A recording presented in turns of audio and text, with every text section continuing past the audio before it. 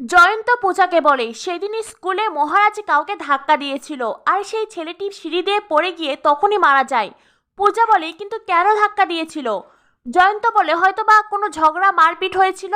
পূজা বলে এটা তো আন্দাজে কথা হলো, আমাকে আসল ঘটনা জানতেই হবে, আমাকে জানতেই হবে আসল ঘটনা। তখনই সেখানে মহারাজের বাবা আসেন। মহারাজের বাবা এসে পূজাকে বলে কি ঘটনা? জয়ন্ত আর পূজার তো চোখ মুখ শুকিয়ে আসে। জয়ন্ত বলে না মানে। তখনই মহারাজের বাবা পূজাকে বলে পূজা মা তুমি কি আমাকে বলবে, কেউ তো আমাকে বলো কি ঘটনা। তখনই পূজা বলে বাবা আমি তো আপনাদের সবার কাছ থেকেই জানতে চেয়েছিলাম কিন্তু আপনারা আমাকে কেউ বলেননি, তাই তো আমি আপনার মেজ ছেলের অতীত জানার চেষ্টা করছি। মহারাজের বাবা বলেন জানতে চেও না, যেই অতীত জানলে তোমাদের সম্পর্কে চির ধরে যাবে তেমন অতীত না জানাই ভালো।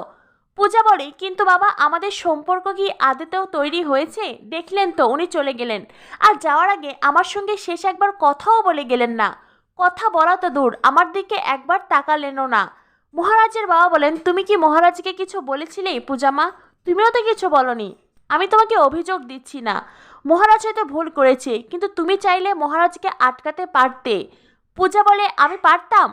তখনই মিলি বলে হ্যাঁ বৌদি তুমি চাইলে হয়তো পারতে। পূজা বলে মিলি তুমিও এই কথা বলছো? মহারাজের বাবা বলেন মানুষের ইচ্ছে শক্তি সবচাইতে আগে মা, ইচ্ছে শক্তি থাকলেই সে যে কোনো অসাধ্যকেই সাধন করতে পারে।